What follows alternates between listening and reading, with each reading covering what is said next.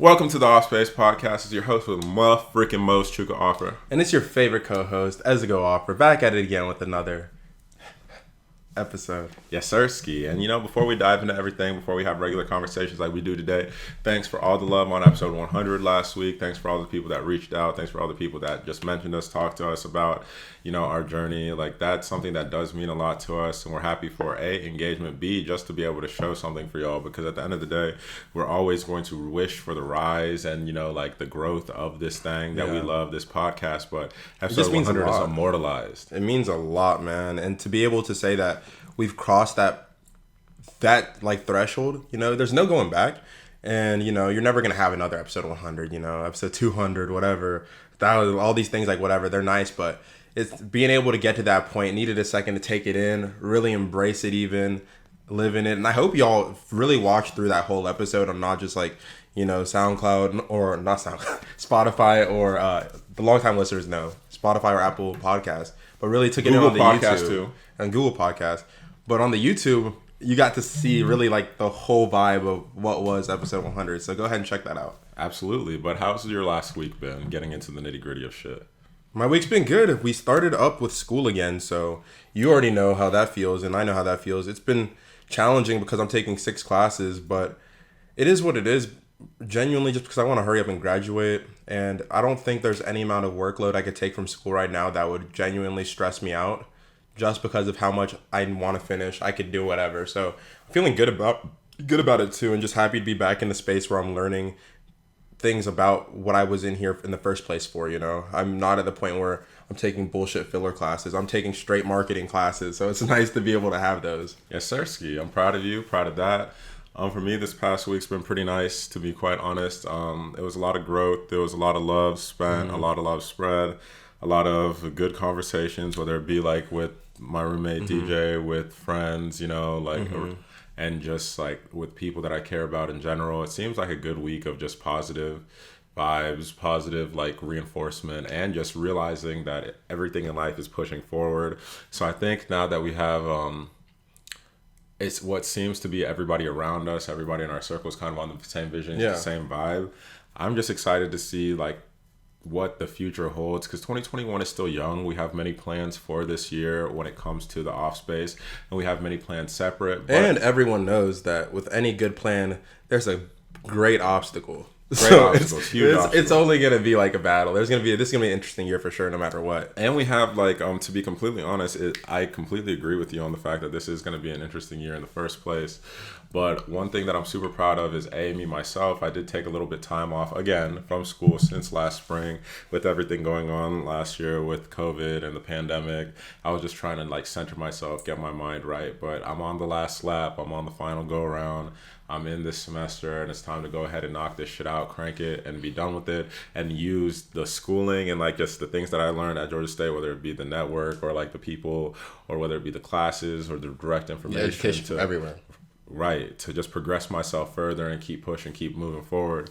And so that's it for me. But before we even get any further into this podcast, I want to go ahead and say 2 things. One, rest in peace to Hank Aaron, because that's important, especially we grew up in Atlanta. Yeah. And he's a Braves legend, but B, just a legend in general for what he's done to progress the game of baseball, especially for Black people. And so big shout out to him, condolences and prayers out to the family. He lived a long, fruitful life late into his 80s. So that is beautiful to see him transcend and move on to the next portion. Exactly. But moving on from Hank Aaron, and not to undermine, but to also say that this podcast is being filmed on January 26, 2021. That marks the 1-year anniversary of the tragic death of Kobe Bryant, Gigi Bryant, and the 7 other passengers that met an untimely demise at the hand of that helicopter accident. And so this episode is dedicated to all of them in the first place, because you're still with us. Our prayers are still with you guys. Our prayers are still with the families. Our parents are still, our prayers are still with the friends and everybody affected by this tragic loss. I promise you, Mamba and Mambacita, y'all gonna be with us forever. About to say, and I know even, obviously we know which one of those passengers probably touched the most people, Kobe Bryant being the pinnacle of that. However, I feel like in some capacity we want anybody who's listening to understand, and even those who might have been connected to the other passengers to know that, again, all of their legacies will live on forever in some capacity, whether that's through their siblings, their family, the rest of their family members, their loved ones, their friends, anybody who knew them. People carry on a piece of you, no matter if you want them to or not, or if they want to, if you're close, and they're going to hold on to that, and they're going to, keep that moving forward, because all we can hope is for future generations, because all of us end up passing at some time, some sooner than others, some unfortunate, just like these instances, but it's what can we take from it and kind of give off that these people left behind. So exactly. And just speaking especially on the Kobe side, I did want to start the podcast off a little bit different, because usually we wait to get into this stuff. But before we even get into heat checks or anything, because I don't want to harp on it too long, because now we're in the point where we've grieved, we've mourned, we're still sad, of course. We're never going to lose sadness, especially with people that affected us this much. I'm not going to ever stop flashing this, because there's a reason that this man's on my arm, and there's going to be, like, this is the inspiration arm, and just like the people that inspire me and have been a core piece of my being. But while I sit here with my brother, that is also somebody that was affected to the same degree that I felt like I was affected in a different way, just like everybody. I wanted to ask you, you remember the exact place that we were when this shit happened, when we were just sitting talking about, like, the video with Sailor Face? I was about to say, trying to make an Offspace project come to life, Shouts out to those guys over at Sailor Face. But it was just hearing that news, man. It was so surreal. It was one of those, like, especially who broke it with the TMZ shit. It was one of those, all right, like, I'm going to come back to it because it's too big not to come back to make sure, but this is fake. So I'm not trying to do this right now. You saw our reactions at the table, dog. We were just sitting there like,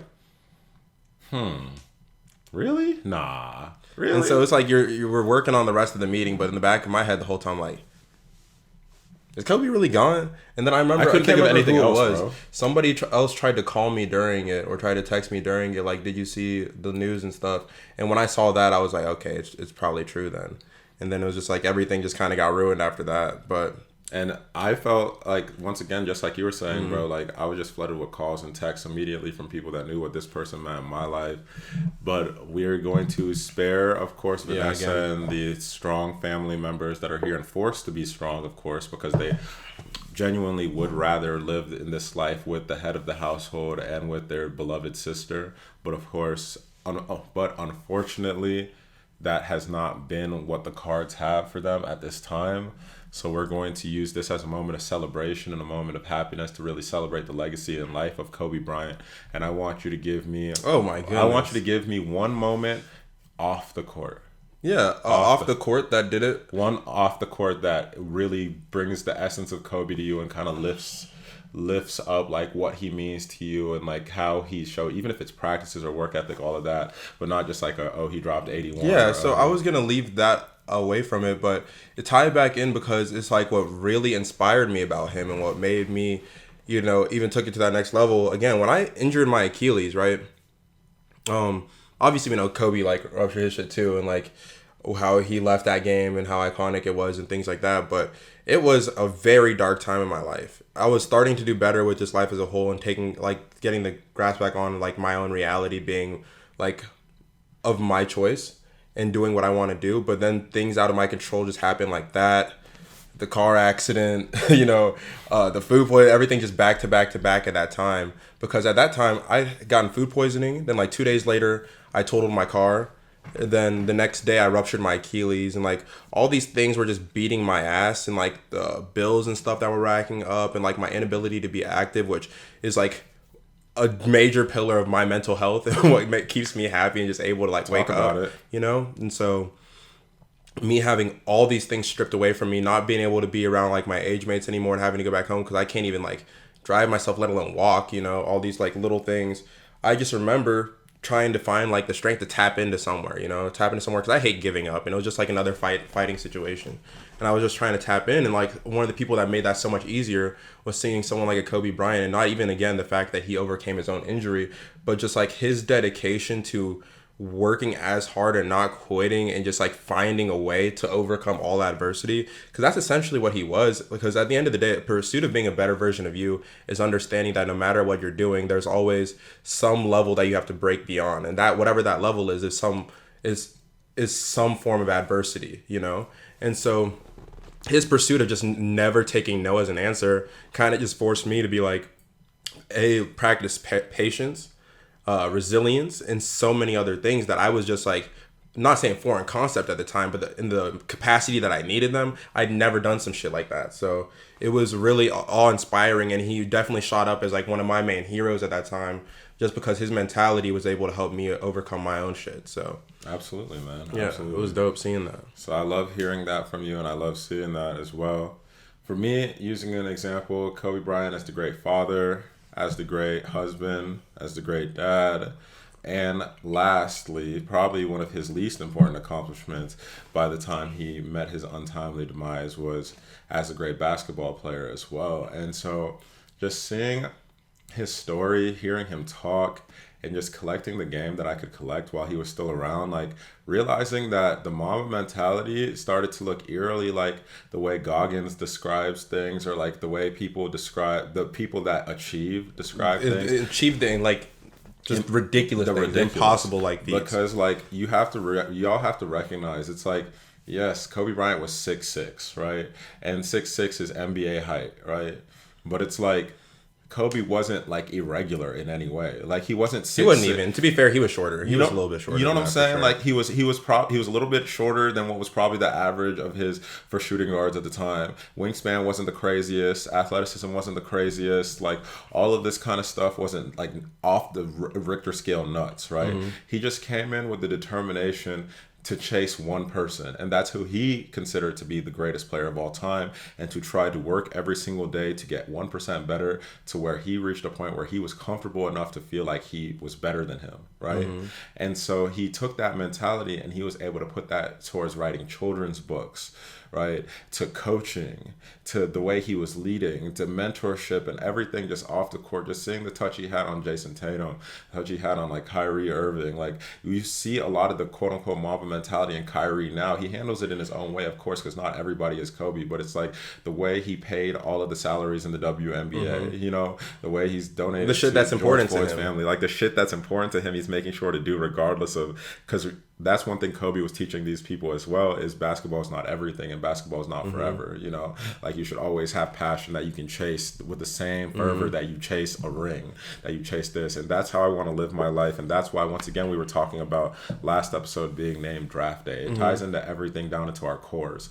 Like we feel like we just got started in this shit and we're 100 episodes mm-hmm. in. I want every day to feel like a draft day. I want to always strive to achieve. I want to always feel like I'm a rookie, you know? Like I mm-hmm. get to the point that I feel like I'm a vet, then I've accomplished this, then cool, I'm going to keep pursuing my passions. We can get to the top of the podcasting game, and I promise I'm going to be opening smoothie shops, or I'm going to be opening this, or I'm going to be working with these people, or I'm going to be working with artists, mm-hmm. and I'm going to instantly become a noob again, or a fucking beginner once I enter those studios, once I enter these rooms. Mm-hmm. And I'm so happy to learn and absorb information with things that I care about, because I know the imprint I want to have on people in the future. So that's something that I got from Kobe and I will never lose, and I'm so happy to have. Bro, so much of that is important of what you just said, because it's just like, and this is even something I just took a note of that you made a point on, you know, about how being just as passionate and finding things outside of what you thought was it, you know. Some people, like even NBA players, basketball is here today, gone tomorrow, when your body gives up on you, you know. So like,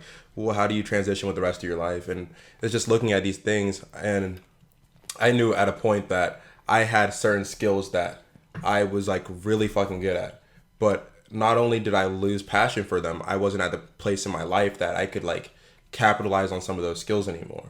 So you were just looking around like, what now? You know, what fucking now?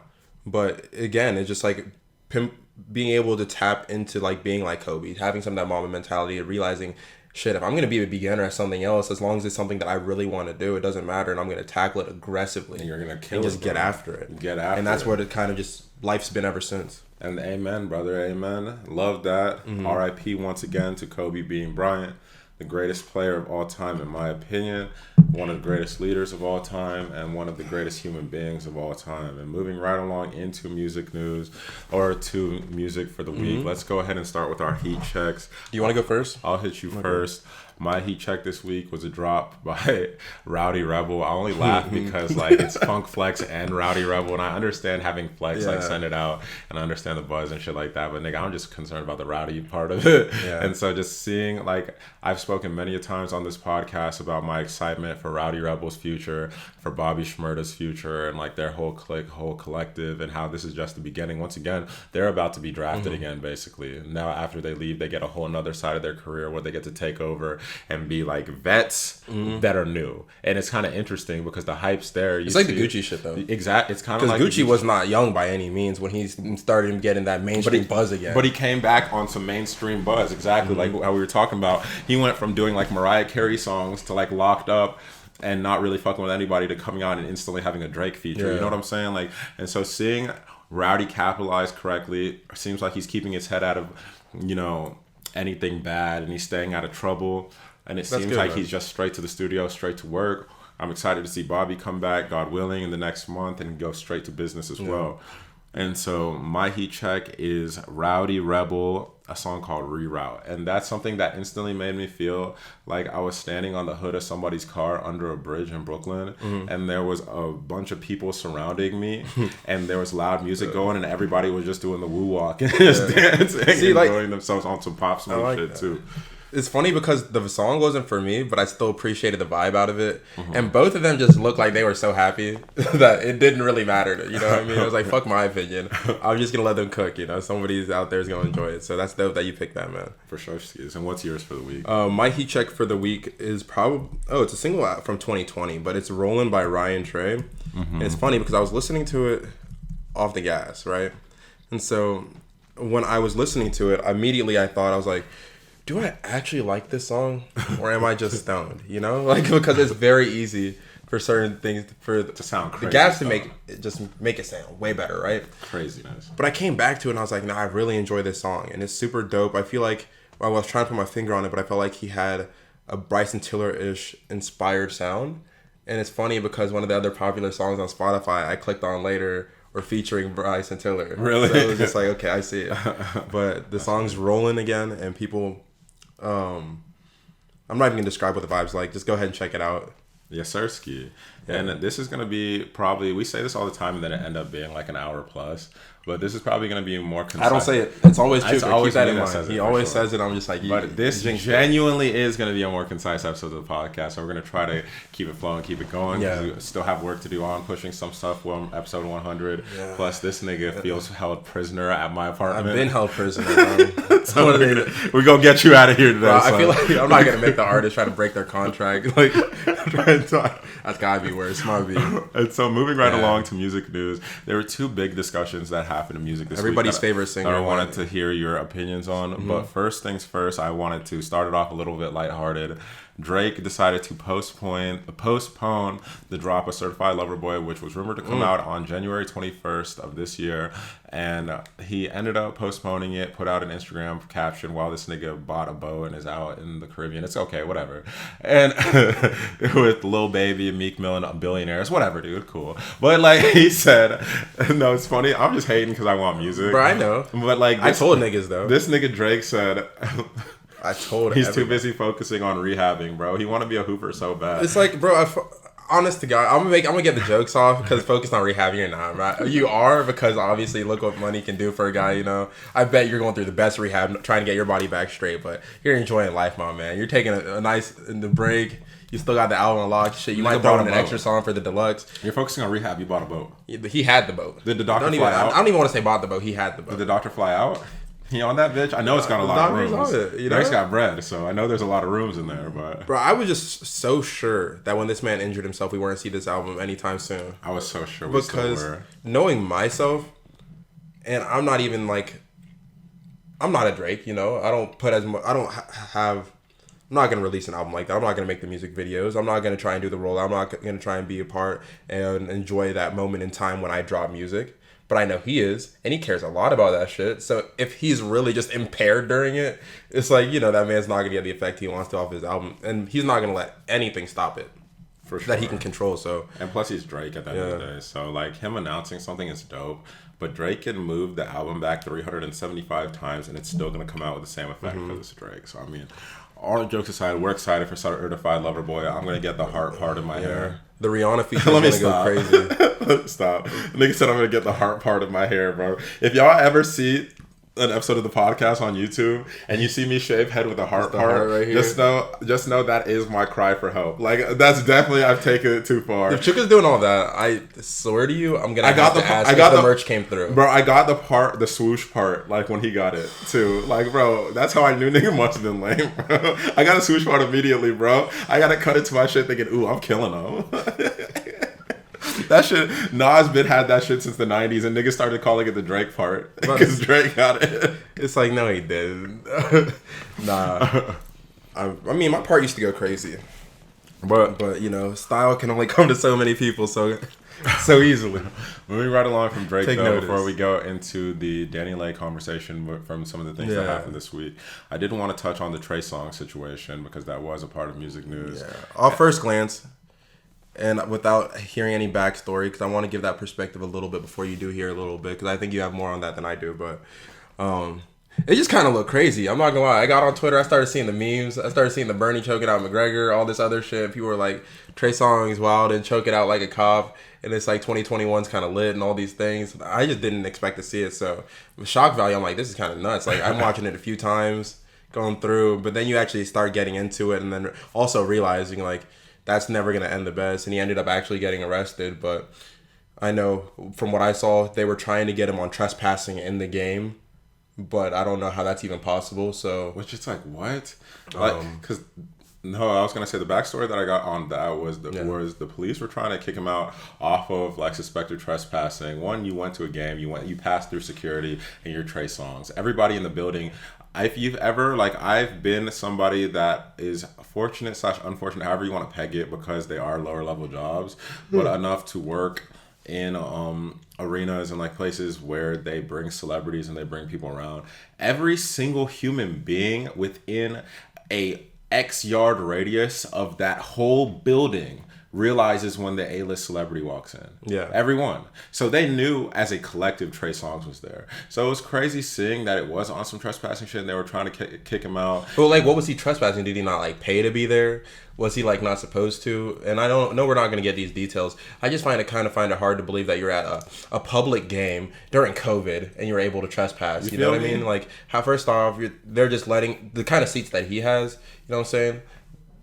And during a playoff game, they're just letting somebody walk into those. It's like, be real for a little bit, but for sure, that's super weird there. And then of course the altercation did happen afterwards because the police officer went to forcefully remove Trey. Trey wasn't going for it, and ended up seeing what y'all saw in that video or in that still. I'm waiting to see more news on that and more information come out and see if there's just pieces that we are all missing.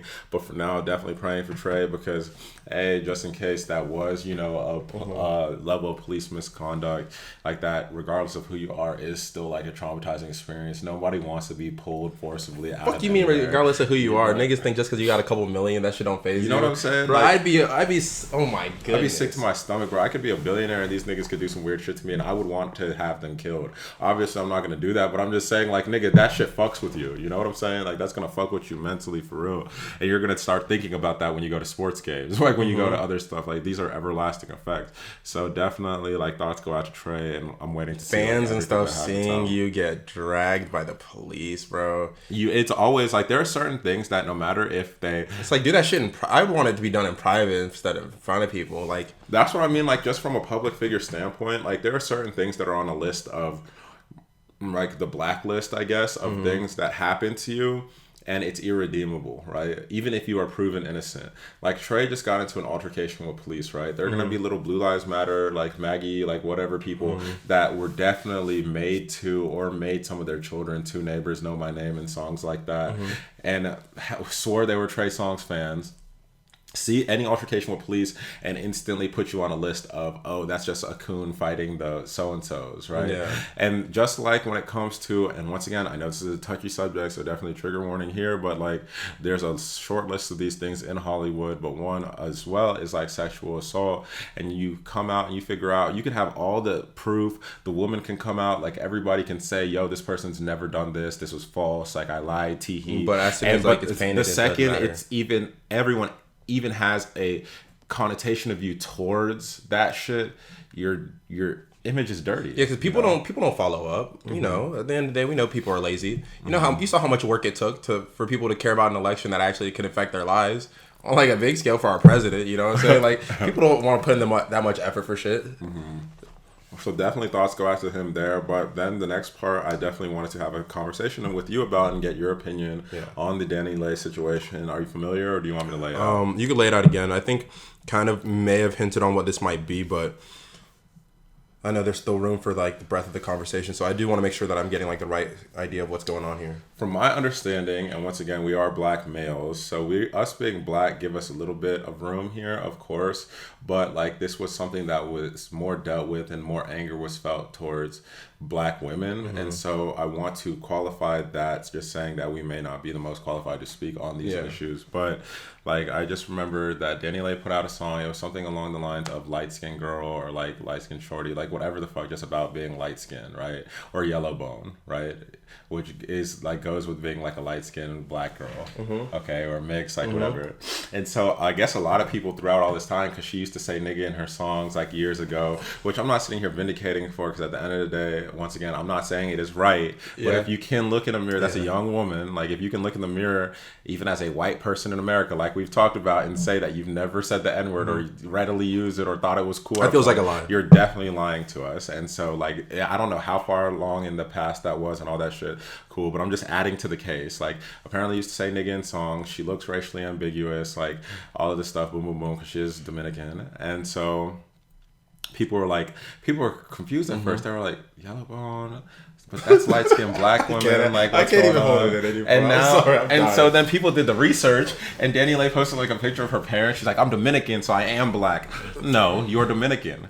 Like, people made the Dominican jokes because there are a lot of Dominicans that are a part of the African diaspora that are of African It's just like being I'm American doesn't mean like you're black. Exactly. It's just like you can be a black person living in America. There are just a lot of Dominicans that look like me that clearly came from some of the places that my parents came from that say, no, I'm not black, I Dominican. You know, like that's different. Danny Lay is just Dominican, but she even showed family heritage, started posting pictures. She pulled the Cardi B shit. Because every time people try to tell Cardi she isn't black, she posts her mom, grandma, and things like that, and they are black people. Cardi just watered down a little bit, but she's still a black woman. Like Danny Lee, it's like she posted her parents, bro, and it didn't help her case at all, bro, because they look like slightly tan Spanish people. But were they actually? The thing is though, did they look like, or do people know? Because this is what I'm gonna say.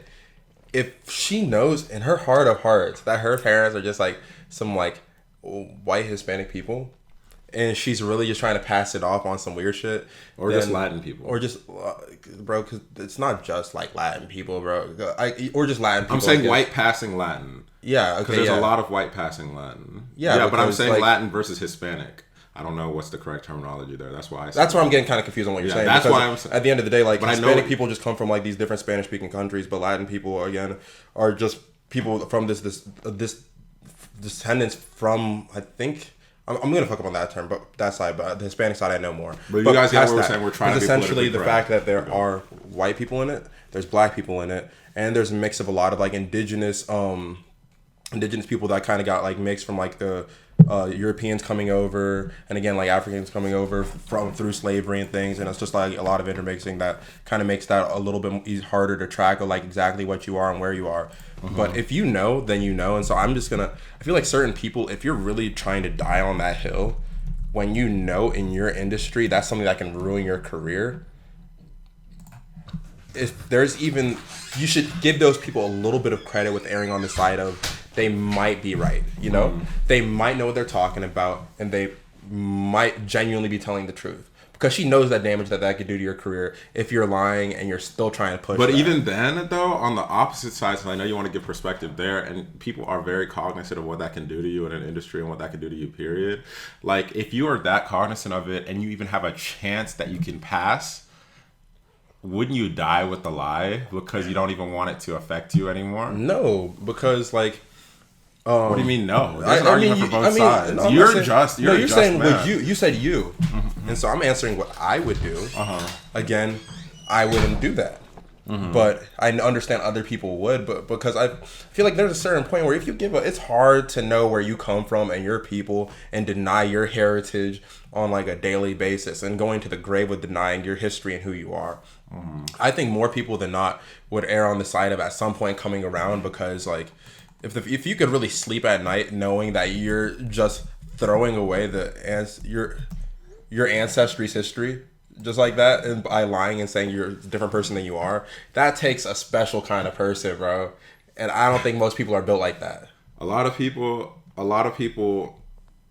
are happy to do that, though, unfortunately, because a lot of people, the image matters more than the truth and their integrity and giving a fuck, especially when it comes to like how much cooler it is right now to be a almost white passing but like black descendant, like light skin. We all know how like colorism goes with things, especially colorism. just like light skinned black people in general too. And everyone wants to be black because black's cool, but they don't really want to be black. They want to be light skinned as possible so that they can like, get away on both sides of the fact. And like I get how people would go towards that. I just hope to believe that they don't. So you know what I'm saying? So Danny you're Lay, more of a belief. You're a hope. I hope if you're really willing to die on this hill, it's truthful. And shit, I mean, I can't really argue with that because that's just a hope. Me, I do feel for the people that are constantly affected by this colorism, to be completely honest, especially when it comes to black women, because of how big it is in those industries. Because at the end of the day, like, entertainment is one of the biggest showcases of colorism in the world. We're starting to see slight changes that people champion and try to push to the forefront, but we know that is not the reality en masse, especially when we still to this day see first black person to do X still popping up. It shouldn't happen like that in 2021. But that, and even like the popular things that come like paying Black Girls remix with Georgia, right? You saw how much that was kind of taken, and only the Georgia side was getting retweeted and things like that, or snippets and stuff. Even though there was another girl involved whose song it was, who was just a dark skinned woman, and she wasn't gonna get it like that, which is kind of sad. So we're seeing in real time. Blacked out though, but I'm hoping, I feel you. Bro, come on now, you already know Georgia. I'm gonna sing your praises because I saw what you did on that. But at the same time, there was other people involved, you know, and so it's like giving people these kind of credit that deserve it. But I think we're in a time where that's starting to change a little bit more, because almost in a way that sometimes some people I feel like are being tacky with it, but I'm happy because they're giving people a chance. They're trying to push, like, again, the most marginalized groups, are like dark-skinned black women, to the forefront of certain things. And I do appreciate that, but that being said, there is still a long way to go, because still hearing the complaints and the problems of our dark-skinned counterparts when it comes to black women, like, I still see that there's a long road to go. I still see that there's a lot to do, and I'm with you guys. So, I mean, like, I'm here to always listen to your plight and just, like, see what we can do to be better in that area. For sure. But moving forward from that, like, the last thing to do with music for me was just reiterating and just pushing forward Hotels, because Jasmine Sullivan snapped. So once again, y'all need, like, that's all I've been listening to besides that Rowdy project. No, that Rowdy. I feel bad because I haven't listened to it at all, but I've heard so many good things. I'm going to. And so, moving right along, with a little bit of music news that leads into things that go on with politics in this last week, we wanted to talk about, Trump did his pardon party like he said he was going to, and he kept his end of the bargain, it looks like, with certain people. So officially, Lil Wayne and Kodak Black have been end of the bargain, bro. People saw the Kodak pardon coming. Who saw it coming? Who said he kept his end of the deal? Because who saw it coming? See, the Wayne one is an easier paper trail. I don't remember if there was anything with Kodak, so that one was a little bit perturbing, but I mean, I'm also not mad. I think you said something, though, that was the actual reason of what it was. Oh, of him just trying to do a last-ditch effort to, like, not be hated by the whole black community. By the whole world. He's trying to reach out to any group that can give him any type of love, and it's kind of sad that he thinks, though, pardoning Kodak, he potentially thinks pardoning Kodak is gonna, like, make black people just love him, like we're all idiots or some shit. But like, it's cool to have Kodak out, but, like, we still don't like you. And it just shows, to be honest, a little bit, if that is the reasoning. Obviously we have no clue, but that just shows the obvious and very obvious disconnect that we all talk about, like, when it comes to people like that. But yes, there was that for Trump. There was the inauguration, and so officially Joe Biden and Kamala Harris are in office. It almost feels surreal. It feels weird just because we were so used to one regime for a while, and it feels like the longest regime of our lifetimes, and it was only 4 years. Bro, So it felt so long. So it's kind of weird to be out of it, but that being said, we're not completely out of the hair of it because we haven't heard from this nigga since. But also on top of that, I want to spend this time when it comes to Joe Biden and Kamala Harris to speak positively and speak about the positives until we hear otherwise. Man, I gotta listen. So like one thing I wanted to definitely say, which I saw someone speak about on, I believe, the I Am Athlete podcast when it came to like one of their special guests that is a repeat guest. I just forgot her name and I feel horrible, but she's this beautiful black lady. She works for the NFL. She if you watch the I Am Athlete podcast, you've seen her a couple times. Once again, I'm not doing my due diligence and I apologize, but just speaking about how I know so many people that came from HBCUs, like that are women. I know so many women that have attachment to HBCUs, and just black women in general, seeing the outpour of love, seeing like the fact that black women can now see somebody in the highest office that looks like them. And so that is just something that I'm always going to cherish and celebrate, because regardless of politics or how you feel about either person, just like I felt with Obama, just seeing a figure that relatively resembles you in the highest offices on this planet, in these rooms as CEOs, like as doctors, as engineers, as the people that are, leading the charge.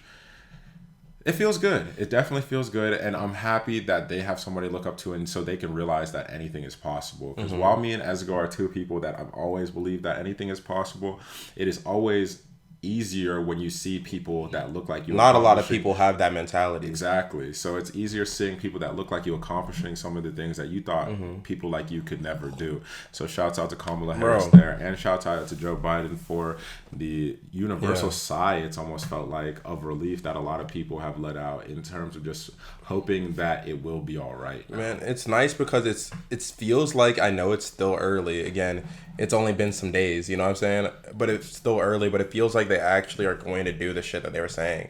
Like, I have never been as optimistic about a presidency as I am now, because obviously I know that everybody in office right now, past the executive branch, I'm talking legislative, judicial, like everyone feels the pressure, I feel like. And let me not say judicial, but everyone else feels the pressure of just the people to do right by them, and it feels nice because I think they're not just hearing it and only care about themselves, but hearing it and genuinely care, because I think some of these people were just misguided on shit in the past too, and like this has kind of been a wake-up call to people that we thought were so far disconnected in the realm of politics, that are just like rich old white men. I'm not gonna lie, I know Joe Biden's the president who got elected under like a more progressive bunch, and is trying to represent a certain ideals of society that put him in office, but he's been making that pen go to work, and he's still signing executive. We're still putting pressure on other members of Congress to make things happen, to just keep people secure when it comes to like being able to have a place to live again, when it comes to the deferring student loans, and like keeping like the foreclosures, trying to keep those like prevented for as long as possible, trying to put things in work for big stimulus packages that they're already underway with, trying to pay for prisons, exactly. Say that one too, but the one where he started to deny federal funding to and step away from private institutions and pay for profit prisons, which is one of the biggest things plaguing the world, because like on the prison side, I can only imagine how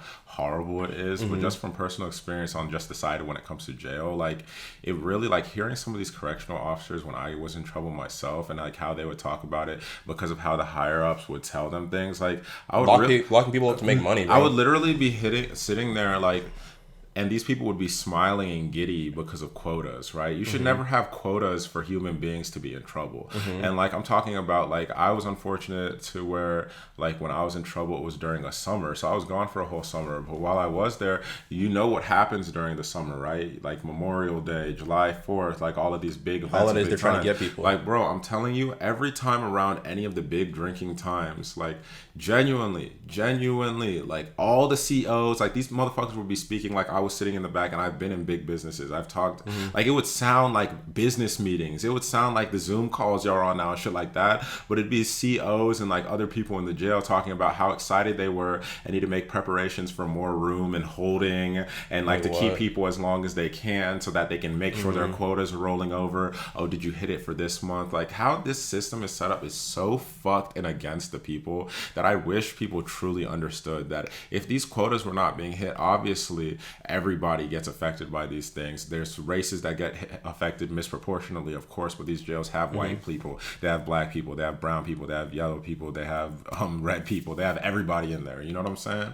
And so it's an issue that everybody should care about, because you shouldn't have like a stock value go up because you have more people in trouble, so that you start looking for people. Like, that's why you're like over policing, over imprisoning these people, and it's just like ruining communities and kind of keeping a cycle of poverty. Like, exactly. We live in Peachtree City, Georgia, and so Peachtree City, Georgia is somewhere that is known for.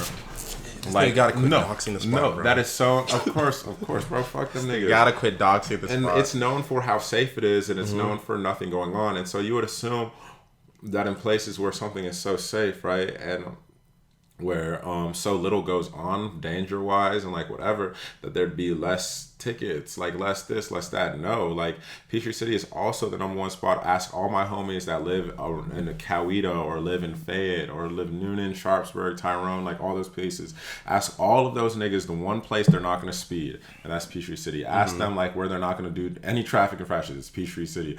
Ask them, you know why? Because like they're still trying to make their quotas in other ways. If they give you enough tickets and you can't pay them, then you get locked up. If they catch you for this, like, that will be treated like you, like, I've walked around Georgia State campus at 18 years old in 2012 with a blunt in my hand, like before the shit was decriminalized in Atlanta, and there's real shit that goes around in Atlanta. So like, I've had police officers literally tell me to just stamp it out, put it out, you know what I'm saying, step out and throw it away.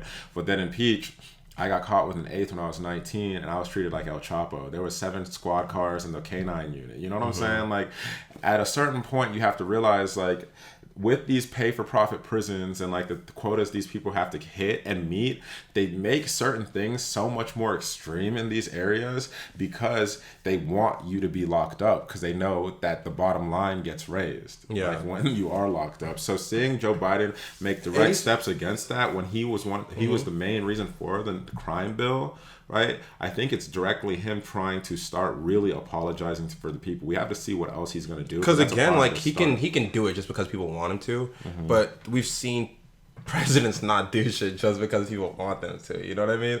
It feels like a man's trying to make amends for shit that he did wrong. You know, and I don't know if pressure's coming from his kids as well as like just saying like the world beyond. But it makes me happy because it gives me hope that other people can be turned and affected in like in a positive way. Because again, it's past just like that is trying to take away the other sources of like essentially tools of like and instruments of oppression. You know, commercial bail. I don't know the exact word that they used to describe it, but I think it was essentially like ankle monitors and shit too, and these kind of like electronic ways to like keep up with people and making sure that you can get them on different things. They're trying to do better in these realms, and also bring back a lot of stuff that came with Fair Housing Act to like enforce to where they're making sure people aren't being discriminated against when it comes to finding like being discriminated against on any of the protected classes. I think you know these from just working. I feel like everyone should, because you go through these kind of classes, I think, when you get certain jobs. But again, race, gender, like age, disability, blah, blah, you know, this, that, and the third, sexual orientation. And it's just making sure that none of that really affects you when you're trying to find housing. Amen. And so definitely excited to see that. Excited to see Joe Biden at least start off on the right foot. We're still going to be critical of him just like we were critical of Trump. Yeah. So we're going to try to keep up with it, and we're going to try our best to give y'all updates as they come out. But there are 2 other things that we wanted to speak on, at least in the kind of public space, right? And so, well, I'm sorry, that just caught me off guard. No, I forgot about this, and so I'm happy I brought it up just so we don't miss it for the week. Yeah, I do want to talk about D Wade and Gabrielle Union's beautiful marriage and like everything going on. They're with trying to them. start an OnlyFans. Are you subscribing? I'm subscribing immediately. Pause. But Gabrielle Union, I'm definitely down to watch that. Sorry. He said it was nothing sexual, so now you're paying for the OnlyFans to get put on game about how their family's doing on an upcoming Oh no, vlog. I'm good on that. I follow you on all socials, bro. I'll hear what you got to say. All right, so no disrespect once again, but that being said, like one thing, all I had to really say on the D-Wade situation. So before we dive into like real talks, I wanted to just go ahead and say how much I love seeing their union because they just look happy all the time. Their union. And they look unafraid to be themselves too at all times, which is something They don't care at all what people have to say about them. Which is what you need, man. Because at the end of the day, you put such a big. I can only see because I've seen it in my own relationships, right? Yeah. As a civilian, right? These are famous people. Like as a civilian, I put it on myself, like. You feel pressures and like other judgment from like outside people in your relationship all the time.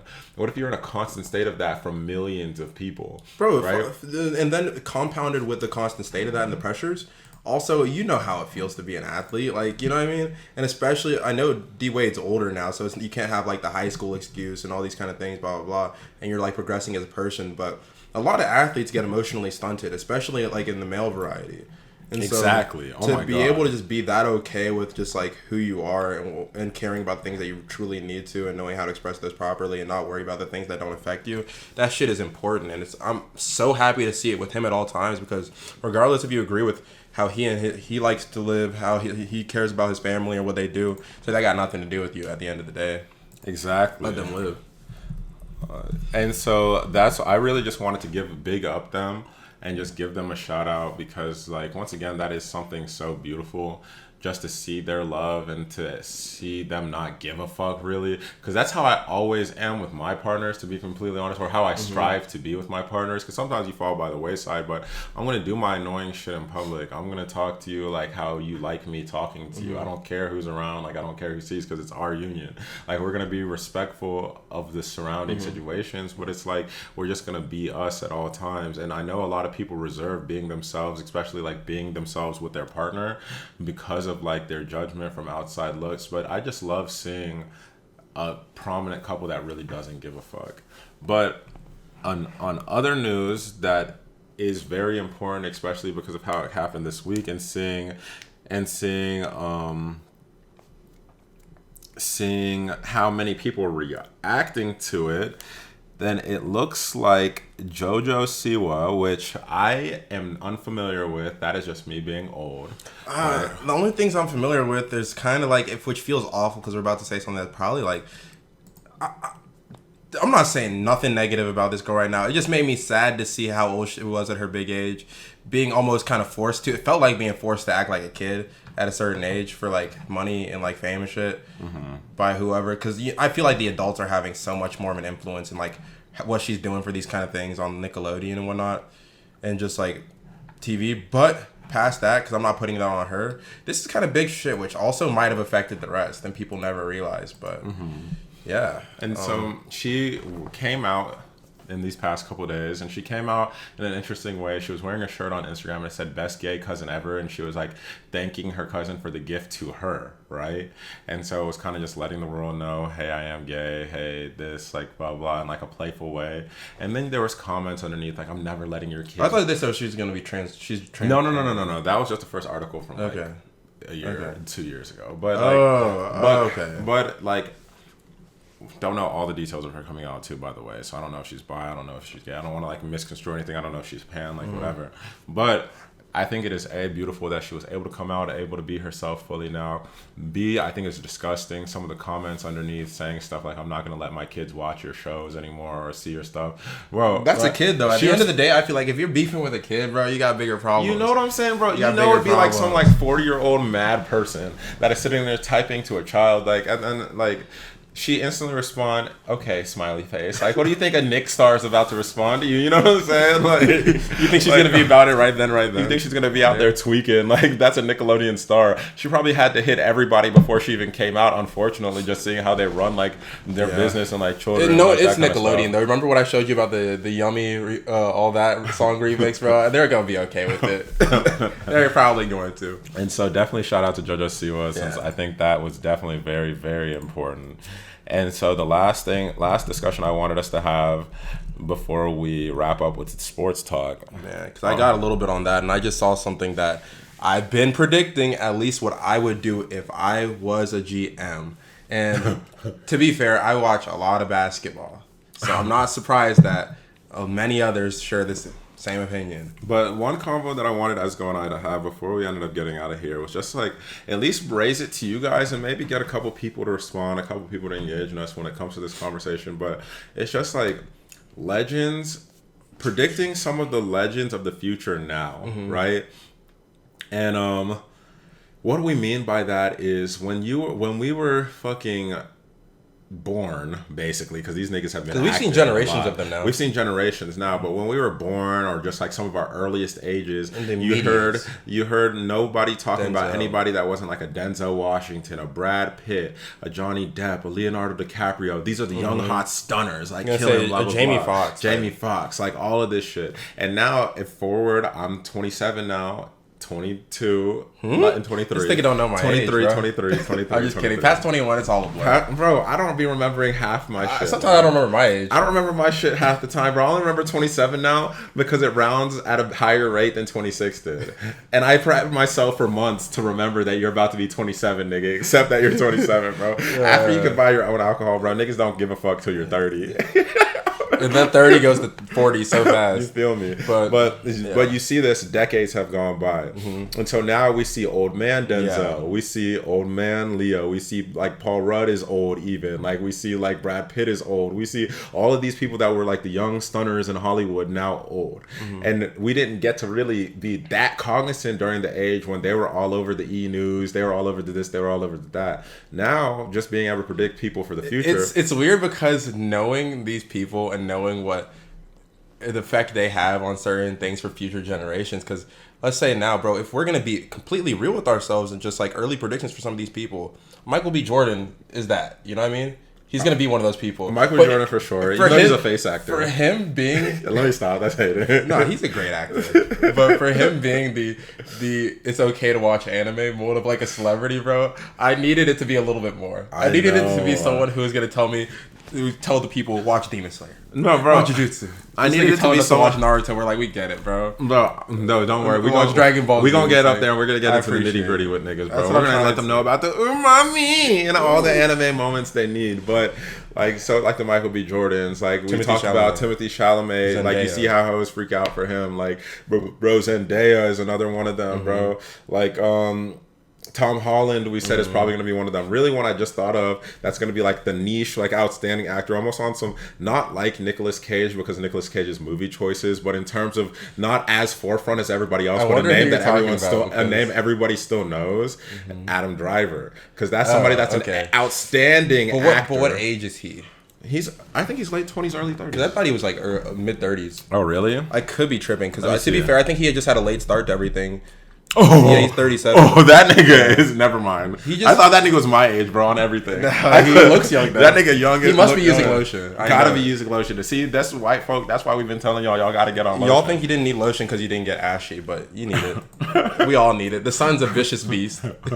Trust me. That's funny as fuck. I swore Adam Driver was our age, bro. No, he got a late start to acting because he was like a Marine and all that, and like that nigga an outstanding actor though. Yeah. So fuck yeah. But y'all get where we're going with this conversation in terms of like later names.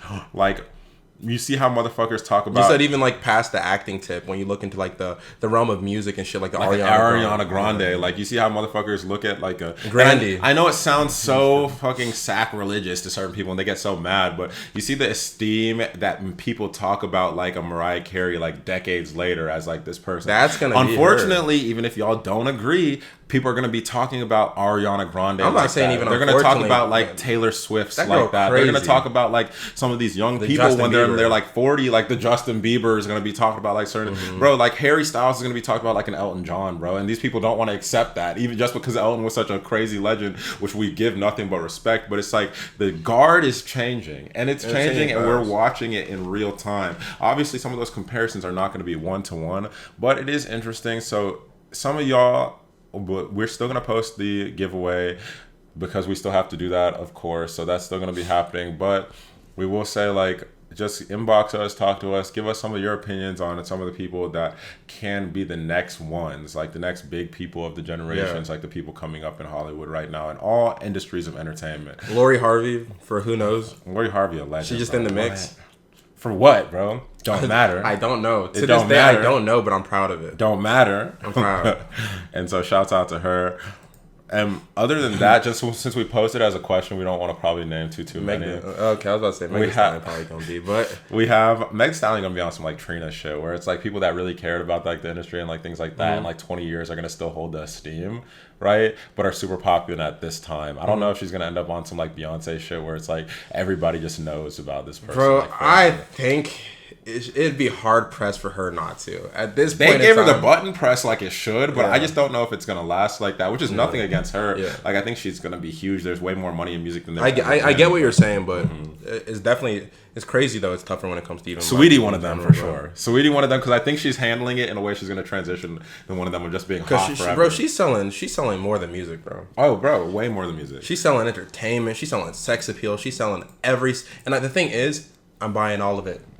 Cause she's smart, bro. I'm buying all of it. She's one of the smartest people online, bro, when it comes to like utilizing what the reality of her scope is. She's not forcing music on people as her only stream of income because she realizes 90% of the comments aren't about her music. So she's starting to mold to those things and sell those things. But moving right along from that discussion, since that is a good one, if we do think of more, then we'll get on to them in the week. But before we actually get into our final things, which is going to be sports, I wanted to ask you, have you been watching shit this week? Look what I saw. Because I know we need to talk on NFL shit, but you already know, first thing in my mind is always basketball.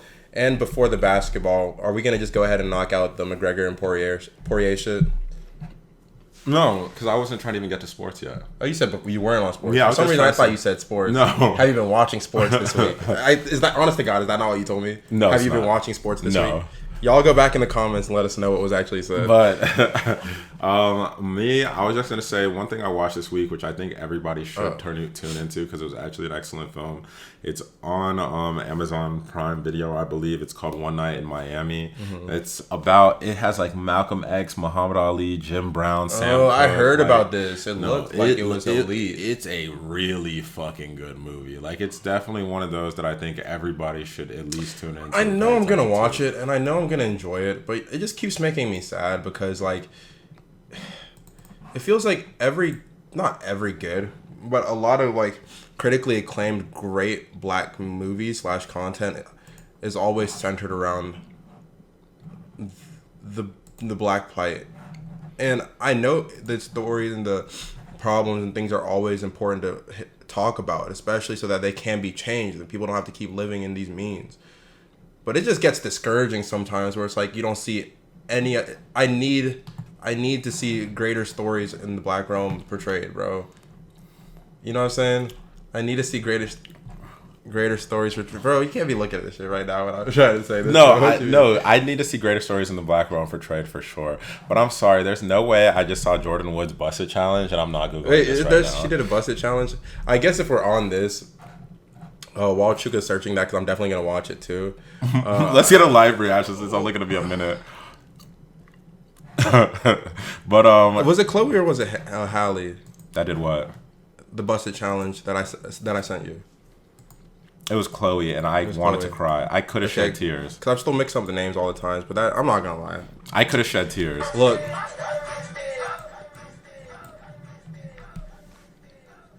Come on. Oh my god. Damn. What? Bruh. I'm sorry. I hate catching a vulnerable moment like that on camera. Hear me out. Because I can't hide my reaction. Hear me out for a second. Shit, bro. All I'm going to say is certain things with certain people whose initials are TT make sense now. That's all I'm going to say. That's all I'm going to say. Don't say certain things with certain people. Tristan, we understand. Tristan, I understand everything you was doing, my boy. Especially if she had the lusty eyes on and she was coming after a nigga, bro. I know you were just having a good night out, trying to be faithful to your queen that you cheated on 80 times. And then you were like, bro, it was the last time, I'm over it. And then Jordan Woods came and sat on your lap. And the way that was moving, that sitting on your lap, and you've already committed the crime 80 times, 81 don't sound that bad. You feel me? And so it's like, nah, we're not promoting trash. It wouldn't be me, and I wouldn't say do it, and I'm not gonna say any of that. But like, we're not promoting trash. Yeah. All right, but back to our regular. Back to the regular. What? Send me that on Twitter. Back to the regularly scheduled programming, bro. I'm so mad, low key, that we caught a live reaction because I can't even act like that wasn't my real reaction. I'm sitting here, bro. I'm watching it again. I'm watching it again. Oh my god, what? Oh my, that thing's so soft. I know that thing's so soft. Look at the thing. She has no idea it's moving like that because it's doing it on its own. It's doing it on its own. I'm not gonna lie. I didn't think she could do that. I'm not gonna lie, she just hung around with so many white people that I assumed she was the black girl with no type of rhythm, which is okay, because you have training wheels, especially when you're endowed in that area, but it's like, God bless you, Jordan. God bless you, Jordan. That's all I'm gonna say there. Sorry. But anyways, One Night in Miami, outstanding movie. We should always watch positive black films that they should promote more of and show more of. But this movie was, oh wow. But this movie was so important that I do think that it's going to be watched for decades to come and generations to come. I think it's something that is going to be put in the forefront of film in different avenues and different areas. So definitely go check it out. And the other recommendation I would have for the week, other than anime, which I'm always going to say Jujutsu Kaisen and Attack on Titan for this current season. But when it comes to I haven't been watching much, but I guess it's on you. Bridgerton on Netflix. Oh. Please watch Bridgerton if you have a chance. Shouts out to AJ. She's the one that gave me the recommendation to watch that show. I've seen like a little bit of it because it was on the background while I was like playing TFT or something. Because something I was watching, but it was good. I just wasn't trying to pay too much attention, but I feel like it's something that definitely has a good story to it. For sure. And so getting into sports for this week, though, definitely the Poirier versus McGregor fight. Yeah, man, I'm not going to lie. I've always been someone that's saying McGregor's praises, even when I probably shouldn't. But this fight was just, like, disappointing. It's disappointing because it feels like you watch McGregor take more losses than you do wins in recent years, which is pretty sad to see from somebody who is so dominant at his sport and at his craft. And so, you have a lot of faith, but I just don't know what's next. And again, I'm not the biggest fighting fan. That nigga heading straight to the WWE. Like, that nigga said, it looks like it, though. I'm sorry. Before it was easier to argue. Now it seems like I'm collecting the big bags I can because my name's still McGregor in the UFC. And now I'm getting ready to transition into UFC. I'm in the WWE. He has a lot of other fights set for the year, I think. At least, like, expected. The opponents and stuff aren't obviously set yet for all of them, but he has other fights. Because he did make a comment, which was... Yeah. He's been out for a minute. Yeah, he said he said they caught me lacking, and this is an active man's sport. Like, this is a sport for people that are continuously doing it. He said, I have a fight 1 year, and then I have a fight every couple years. Like, no. So I think he's trying to get more active and get back into it. So we're going to give him that one more shot. But this looks sad. It looks sad. Because, like, one of my homies was standing right next to me. He put $300 on Poirier, and he ended up winning $1,300. And he looked at me the whole time. He was like, bro, I'm a fortune teller. I promise you, I'm going to tell you exactly how this is going to go. If McGregor doesn't knock him out in the first 2 rounds, we're going to see exactly how it looks after the first. And McGregor looked like he had his ass in the first, to be completely honest. So I thought it was looking different. McGregor fashion. But he said, like, he doesn't have the fitness still to be able to last with somebody that is a heavy hitter like Poirier, who's a dog, because Poirier will last every single round and just like lose by decision, but he'll last every single round. He'll have the guts to still be swinging it out the whole time. He's one of those like the fucking southpaw dude that you have to like slug out for him to like continue because he loves just getting hit. You talking about like the dude from the movie? Oh yeah, like dude from the movie, bro. Okay. And so like I loved that movie. That movie was pretty good. That movie was pretty good. Shouts out to and like Shady for making that movie, but it's like, I don't know. He said that, and he said, watch, if he doesn't in the first 2 rounds, then Poirier is either going to knock him out or he's going to win by decision afterwards. And he just ended up knocking him out in the 3rd round. Like... It's just... It looks like he just got caught slipping. Like, he didn't have much. It's kind of sad because you need big names like these, man. Like, obviously, a lot of respect gained for Poirier this fight, even though he's kind of just been making that name in this weight class for himself since he decided to make the change. However, it's like... you need the people who could draw that attention, because he's still not that kind of guy. No offense to him, who just have like that draw from people who are casual viewers, not even Second casual round KO. people who don't even watch the sport. It's sad when you have individuals like that fall out of the light, because you know how you're gonna have less exciting fights, if that makes sense. For sure, because it's hard to build up those big names. Like even somebody that we're gonna be talking about later, like with LeBron James, it's like, bro, the NBA is scrambling for the person that sells like a LeBron sells, because yes, the king is still going. Y'all need to still witness greatness and quit being bitches that are trying to act like this man's not still performing at a high level. 46 Cleveland's head top. What the fuck? 70% from Cleveland. 70% from the 3-point line. This nigga shooting from the logo, spin around, fadeaway shots. LeBron James, year 18. Please don't try forget to tell that people greatness. Anything anybody in the league can do, LeBron can do it too. He adds it to his fucking repertoire like a fucking USB drive. Like he's just downloading an update. This man really just watches the game. He's like, oh, he did that. You see him in the gym the next day downloading it. And that's just what it is. The reps are the percentage of it going up. 1 rep, 1%. It's nice though, man. But I know going on to basketball, even as we're kind of making the segue, I saw that the Pelicans were open to trading Lonzo and Redick. And the thing is, the Redick one, I really appreciate JJ Redick, and I know he's gonna have a few more. Appreciate him a lot. He's gonna have a few more years in this league that he has earned for himself from an outstanding career of knowing what he does and doing it at the highest level to compete with the best of them, you know? And seeing someone like that go, it's okay, because we need to utilize the fact that he has trade value. We need to utilize the fact that a championship team could use him right now. Like the Bucks, bro, they need him as a shooter. They need somebody like him bad. Like a bunch of teams need a J Redick real bad, because he's good for a bucket. Philly needs that. He's good for a bucket. They shouldn't have let go of him. I know, really. exactly. He's good for a bucket. So it's just like seeing shit like that, and the fact that Lonzo is still Lonzo Ball, big name around him, still has some upside because he's still relatively young, even though we might see it play out in a great way, we might not, you know. We never know what he'll become, but it's the fact that he's still young and he has a lot of buzz and he has a big name.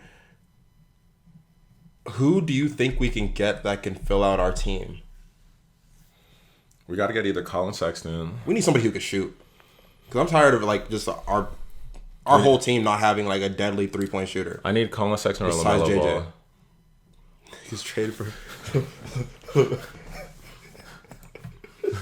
Lonzo and Redick to Charlotte for LaMelo. I would love that, but it's not gonna happen. So they're never gonna take that. I don't know, man. Let us get Kobe White, and I'm okay. Really, if we can get a solid shooter, like if we get a solid couple pieces, or like a near all-star level like point guard piece, I'd be fine. Off of those two, yeah, I'd be fine. Just because, like, truly, like at the end, it looks like my nigga's lost his confidence. Just being it's real. gone. It's gone. And so, like, we have to accept that he's going to be a really good role player somewhere. Mm-hmm. Like, he's not looking like a future all-star or anything of that. He's gonna. I feel like he's gonna play out like an Austin Rivers. Yeah, that's what I'm saying. He'll be a solid piece for any team. He'll have a long NBA career. I'm down with that. But we have to start to give up the goggles of assuming what he is and just take what he is with our own eyes for face value. And if he proves better, go hard. If he doesn't, no judgment. You know what I'm saying? And just accept it for what it is. So I'm not too mad on that. But last sports news we have is the Super Bowl is coming up. It's going to be Mahomes versus Brady. So it's old guard versus new guard.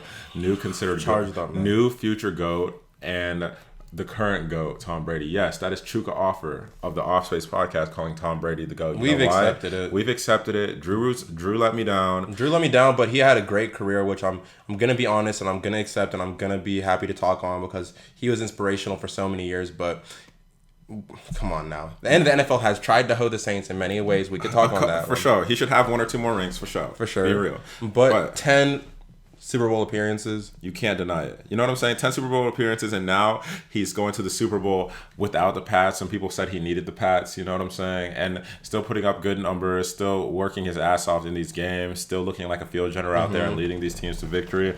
Like, you see an obvious small decline.